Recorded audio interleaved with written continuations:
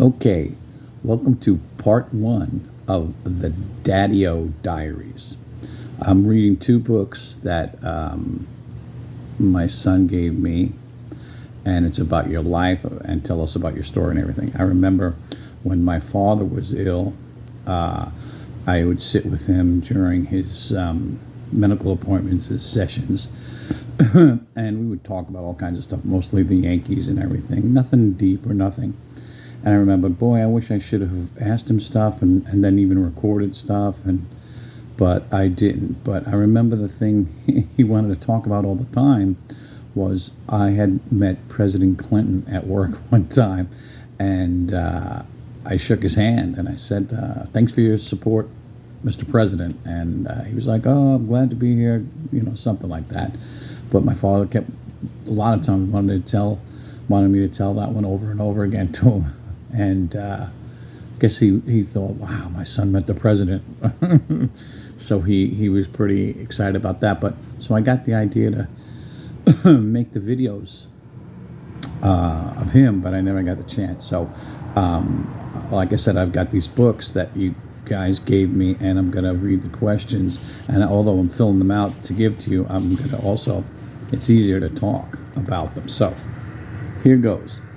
And actually both of them was, what was your full name at birth and where were you born? So Roger Thomas Still, and I was born in Story, Queens, New York. I'm named after Uncle Tom Dunn. He was Thomas Dunn, but his priest name was Roger Thomas Dunn, and that's where Tommy got his name, Thomas Dunn. If you'd been given a vote, what other name would you like? I had like Stephen when I was younger, but now I like Roger just fine. The address, well, I was born in, we lived in Queens, Story, Queens, about 4 miles from the Empire State Building, across the East River. It was 3022 44th Street, on the floor level to the left if you're looking at it, and it was all 9 of us there, 7 kids, and my mother and father. And before that, it was my mother's childhood apartment where she lived with my grandparents and all of her kids. There were actually 9 that lived there. Can you imagine? It was 1 bathroom, and I don't even think it had but a couple of bedrooms. And so they all somehow slept in there. So they liked it just fine, and we liked it just fine too. A lot of good stories, but I was the youngest one that lived there out of my siblings. Upstairs, 1 floor up, and then to the left was Grandma Still, my father's mother, and my great-grandmother Nana, and she I never knew. See, this is why I'm doing this, because I never knew a lot of their stories. I didn't know who her husband was, or I didn't know my grandfather Still, and all these things. So hopefully this will help. But anyway, I lived there till I was about 5, and I don't have a lot of memories, but I have some good ones. I remember like my sisters and everybody would go to school, and I would stay home with my mother, and my mother would always go to church every day. The church St. Joseph's was right there on the corner. You could see it practically from the apartment, and we would walk there every day. And I remember having cars, played with my little cars on the pew, and they had like a little dip, so it went down while we stayed there, and my mother prayed, and I guess she had to. We had 7 kids, so we would do that, I remember. Then I remember being able to go to the deli to get stuff, and I thought that was cool, because I was, wow, that would go. My mother would give me a note, milk bread or whatever on it, and I'd always get a candy bar, Milky Way. I think it was a nickel. And I would always run there and run back, probably thinking that I was on my own, but I'm sure my mother was looking out the window, or certainly my grandmother. And I would always run down the hall and run past the cellar door. It was scary, so you run. And on the way back was worse, because you couldn't see the cellar door, so I always jump over it.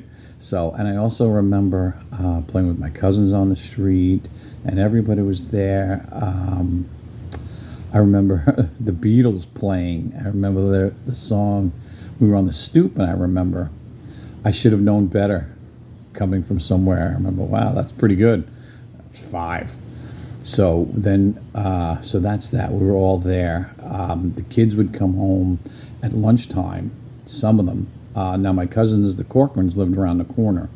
And it was Teresa, Joseph, Robert, and Jimmy. And they would come. They were all older. They were all in school. And I was the only one that wasn't. And then all my siblings, 6 of them. So I don't know who came home at the time. But at lunchtime, otherwise it was staggered.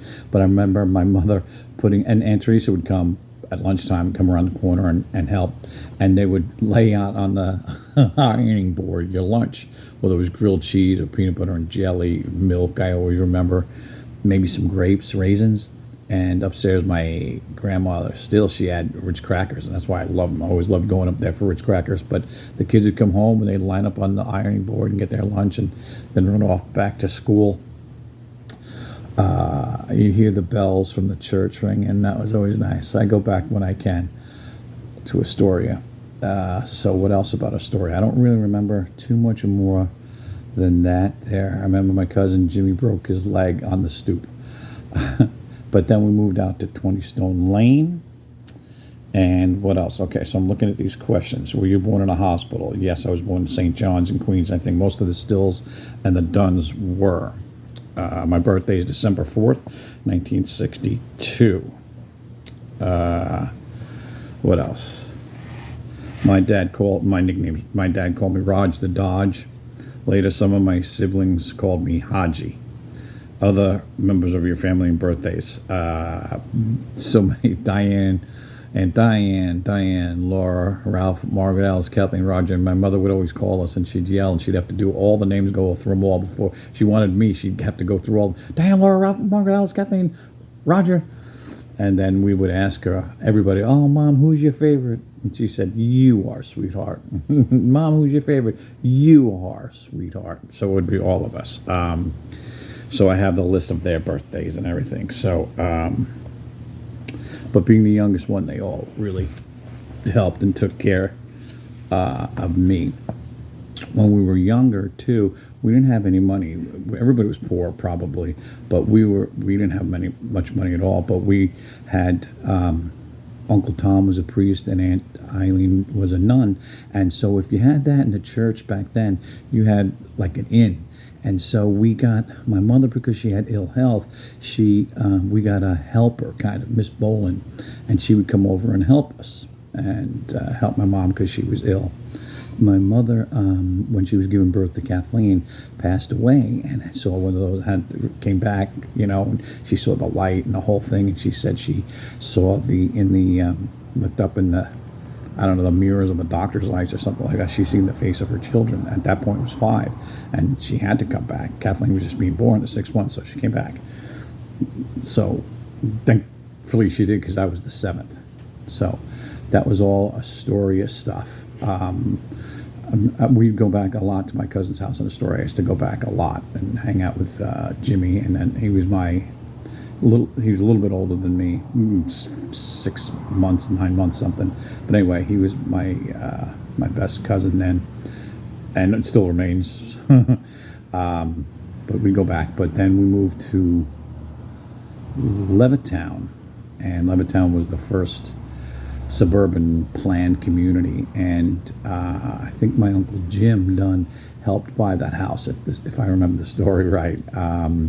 My father worked for International Harvester. He was a truck salesman, and when the oil crisis came, nobody was buying. He had these big trucks. They were like a big Suburban we all sat in, and we all fit in, all of us. But when the oil crisis came, nobody was buying them anymore. And so he lost his job, and they were selling all small cars. But anyway, so before that, we moved out to Levittown in 1967, and Levittown was, to us, it was a suburban, everybody else, but to us, it was like the jungle, like being out in the woods. But it was great. It was great. We had 4 bedrooms for the rest of us.